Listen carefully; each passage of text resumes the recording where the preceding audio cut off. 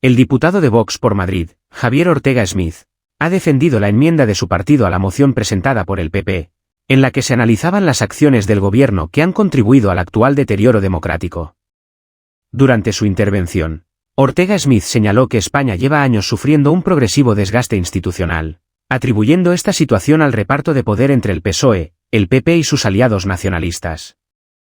Asimismo, el diputado de Vox denunció la injerencia política en la justicia, señalando que desde los años 80 se han repartido los vocales del Consejo General del Poder Judicial, los asientos en el Tribunal Constitucional y los nombramientos de fiscales generales con criterios partidistas. Son décadas de desprestigio y erosión de las instituciones, de la separación de poderes y de la democracia, lo que en última instancia ha afectado a la propia nación española. El bipartidismo ha sido responsable de este deterioro institucional, afirmó.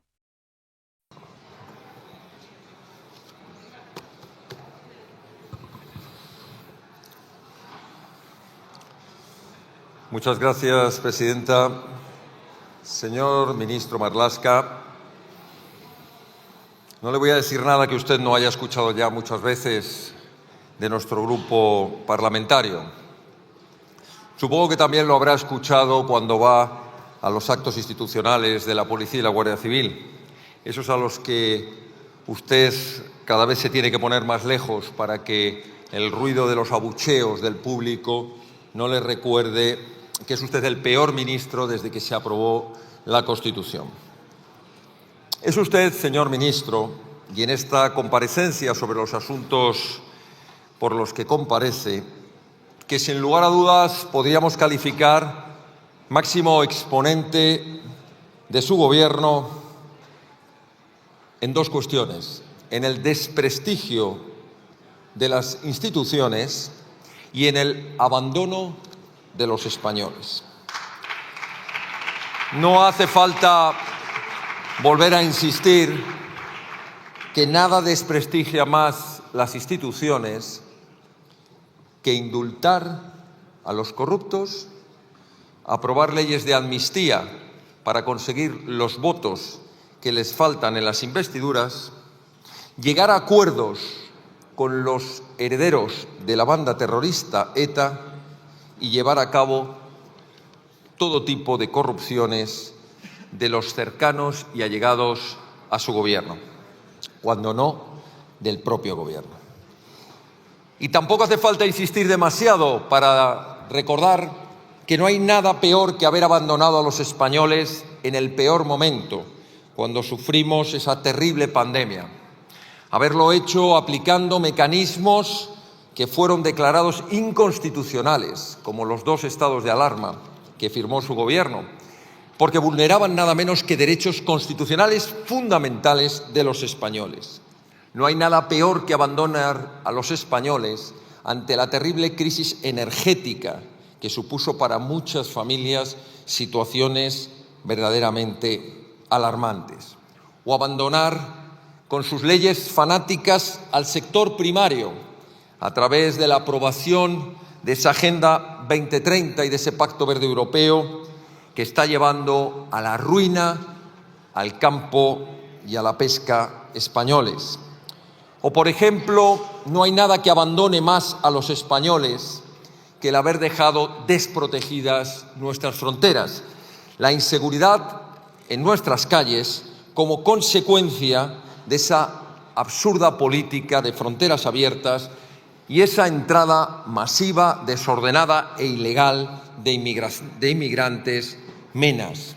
Como tampoco ha dejado más desprotegidas a nuestras fuerzas y cuerpos de seguridad del Estado que cuando, por ejemplo, usted decidió que había que desmantelar el OCOM Sur y luego ocurrió la tragedia de Barbate, dejando a nuestros agentes abandonados ante las narcolanchas.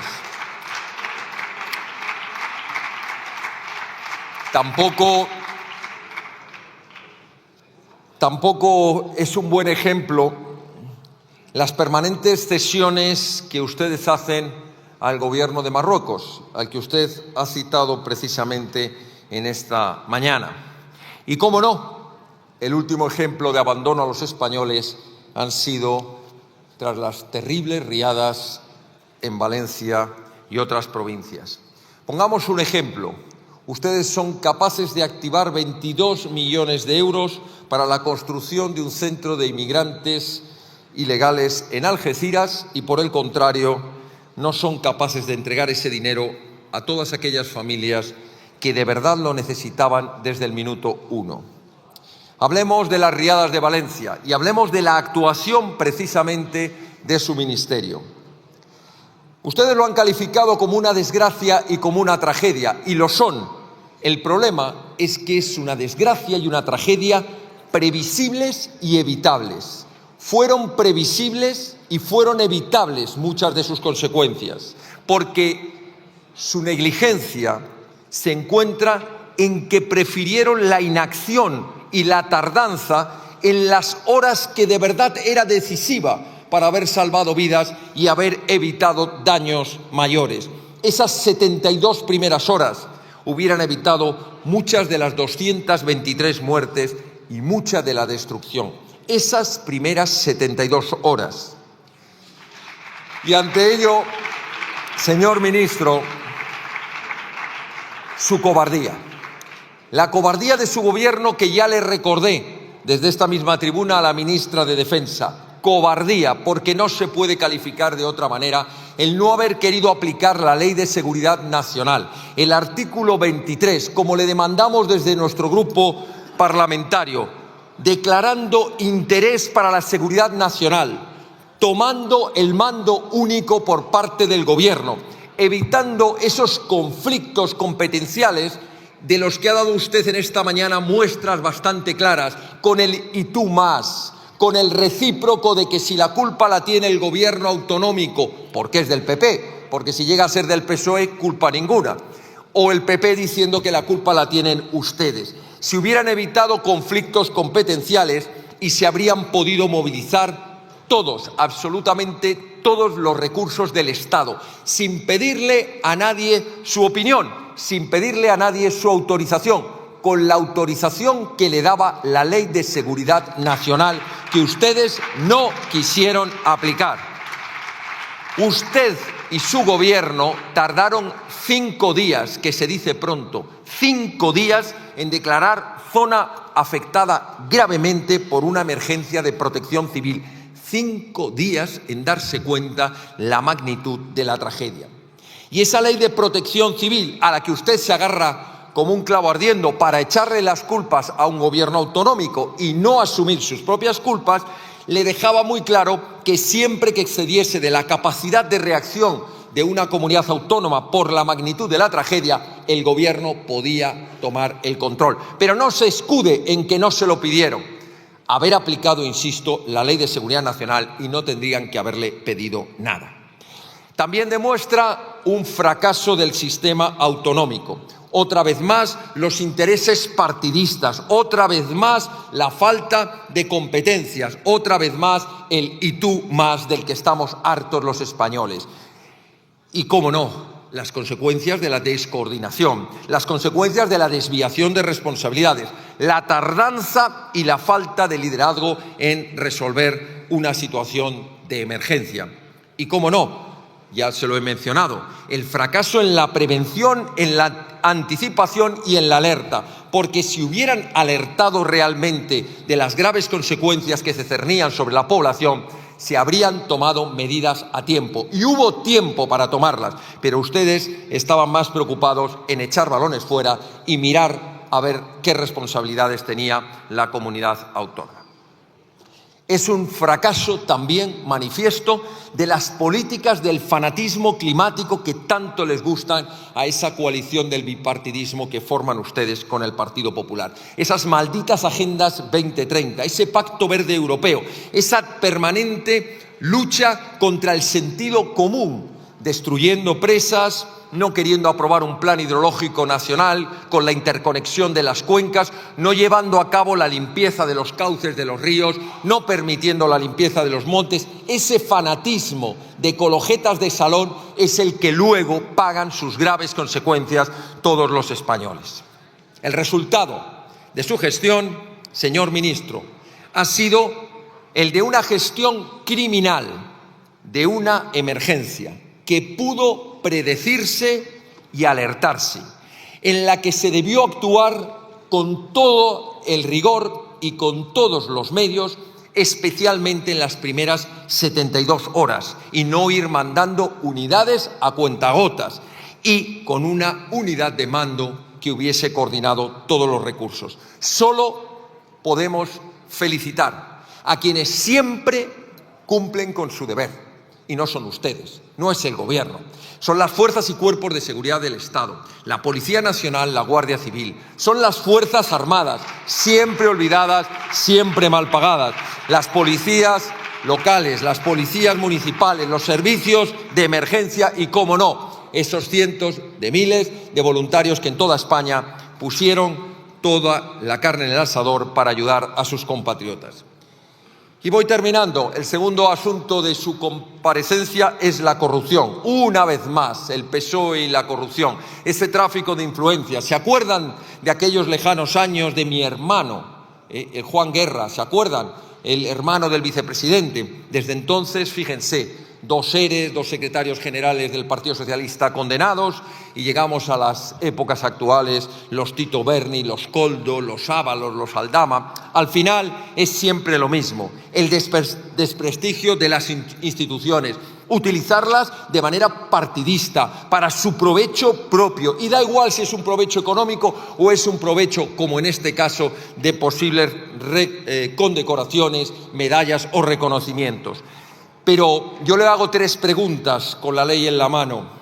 Para haber concedido medallas, ¿qué servicios extraordinarios de gran dificultad e importancia, qué conducta ejemplar, qué perseverancia y notoriedad, o qué grandes estudios profesionales y científicos han desarrollado los Aldama o los Koldo para ser merecedores de un reconocimiento de la Guardia Civil o de la Policía Nacional? Termino, presidenta. El daño que causan con ese tipo de condecoraciones lo hacen doblemente a las instituciones de la Guardia Civil y la Policía, y especialmente a los agentes que son héroes por haber recibido condecoraciones jugándose la vida contra el terrorismo, contra las organizaciones criminales o contra las mafias del tráfico de las personas. Aquellos agentes que sí se merecían esas condecoraciones ven un agravio comparativo cuando alegremente se entregan a otros. Eso, lo de siempre en la historia de España. Héroes frente a villanos. Héroes, termino, presidenta, frente a corruptos. Y cuando hablen ustedes del fango, recuerden que la mayor máquina del fango es su gobierno. Fango contra las instituciones y fango contra los servidores públicos. Gracias, presidenta.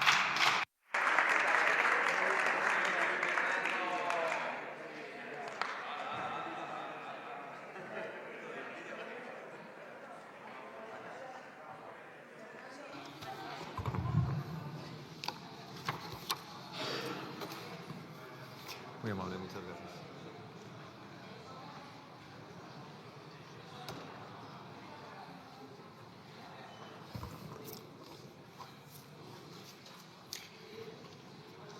Señor ministro, ¿cómo afirma usted que todos querríamos borrar de nuestra memoria la fatídica fecha del 29 de octubre? Claro que no, claro que no. Y usted lo sabe. Hay quienes no solo no lo quieren borrar, sino que cada año lo van a festejar. Son los consejeros de Radiotelevisión Española que el 29 de octubre comenzaron a cobrar en un pleno extraordinario 125.000 euros al año.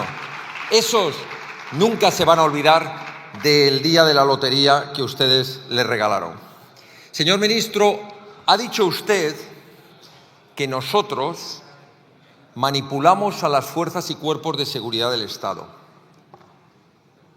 Ustedes, desde el Gobierno, desde el minuto 1, manipularon a las fuerzas y cuerpos de seguridad del Estado. Pongamos algún ejemplo. ¿Se acuerdan cuando pusieron por delante de su inoperancia y de su incompetencia y de su inconstitucionalidad a altos mandos uniformados de la Guardia Civil para que tuvieran que decir que por órdenes del Gobierno estaban monitorizando en la pandemia a todos los que se atrevían a criticar al Gobierno?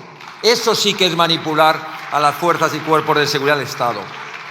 ¿Sabe lo que es manipular y despreciar a los mandos de la Guardia Civil lo que ha hecho usted y su ministerio con el coronel Pérez de los Cobos, que tan buenos servicios prestó a España en el golpe de Estado de Cataluña del 2017, negándole los ascensos que se merecía porque no cedió, como ustedes pretendieron, a regalarles la información ilegal que ustedes intentaron que les dieran. ¿Saben lo que es manipular? Es colar por la puerta de atrás en un decreto de ayudas y alargar la jubilación del DAO de la Policía Nacional. Eso es manipulación. Y usted se atreve a decir que nuestro grupo parlamentario, y concretamente yo, que no respeto a las fuerzas y cuerpos de seguridad del Estado.